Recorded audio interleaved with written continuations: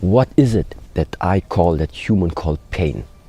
What is that sensation? Is it sharp? Is it dumb? Where exactly is it? Where is the starting point from it? How much does it radiate?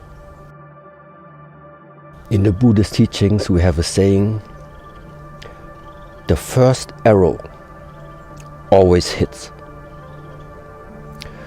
That first arrow always hits means there are certain things, like sometimes words or an insult.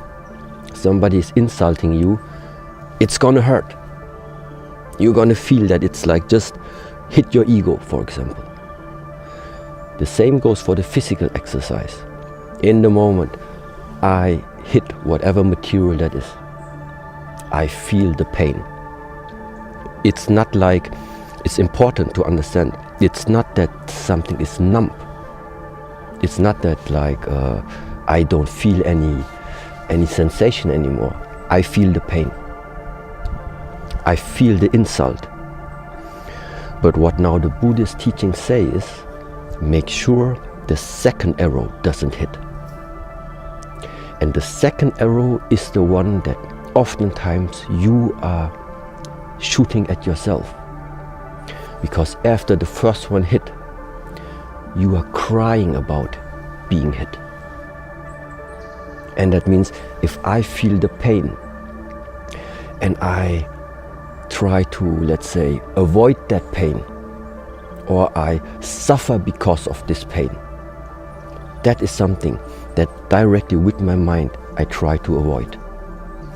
So instead what I do is I realize, I observe, I can feel that there is something collecting, let's say, around that area, or even trying to collect and condensate in the mind.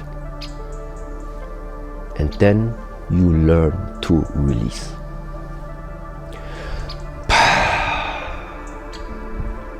Even if this is loud, but during the exercises, I feel the pain, I release it. What starts to tense up, I use my mind to do the opposite. What starts to cut into the ego, I directly make the opposite of releasing it. And it is this interplay. Something comes, you release it. Something comes, you release it. More of it comes, you need to learn to release deeper.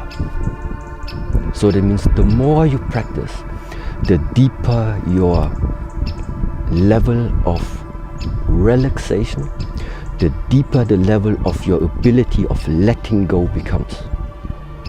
The pain is there and you release. Pain level number 1, you can release. Then comes pain level number 2. In the beginning it's still difficult, but you learn, you repeat your releasing.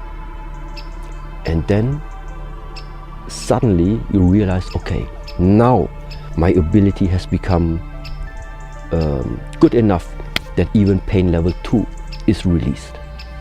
And so this is also like in that process, the step-by-step approach, let's say, to get used to it.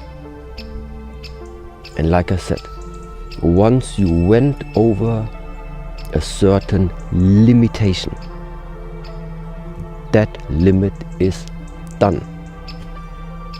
That same pain doesn't come anymore. You went over it. You have overcome it. And if people are insulting you for this type of translation now, you learn to not let it attack or even move your ego. In the beginning it's hard, but future insults, you will just feel they don't move you, because you already have the ability to release. And why would you ever let somebody else take away your life quality just by insulting you? That is exactly what this is about. If you do not take charge about your own internal way of cultivation. There is too much out there that can feel like an insult, but none of that is worse that you are like wasting your lifetime for it, feeling bad about it.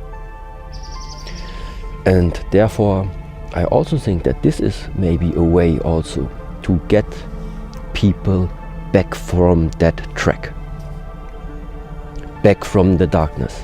If you feel like you're not connected to a certain part of beings, no problem. There are more beings in this world.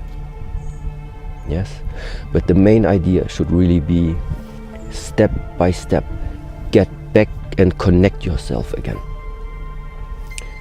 First, connect to yourself.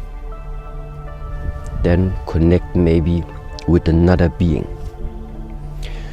Then connect within a group, and afterwards into a community. And then this is the way how to get back on track. And while all of this process is happening, the confidence is starting to also return back. That the longer you're staying in this field of Shaolin arts, the more methods you are starting to discover. You are gaining more knowledge, you are gaining more methods, but at the same time you feel like you don't have enough time to even practice all of this. And this is where now my understanding goes, that there is the saying, it is impossible to master Kung Fu in one lifetime. I can understand somehow where this idea is coming from. And what does it mean, mastering Kung Fu? And there one teacher used to say, practicing Kung Fu is life, and life is Kung Fu. So if you master Kung Fu, it means it's mastering life.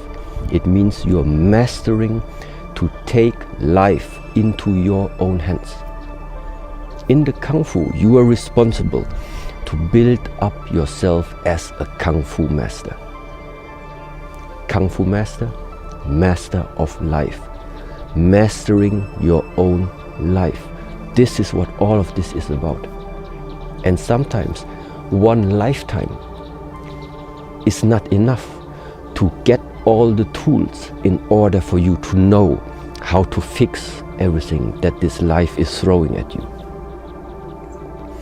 And this is again where then the idea comes from, that every lifetime we need to use in order to make us grow, in order for us to learn something new within this lifetime.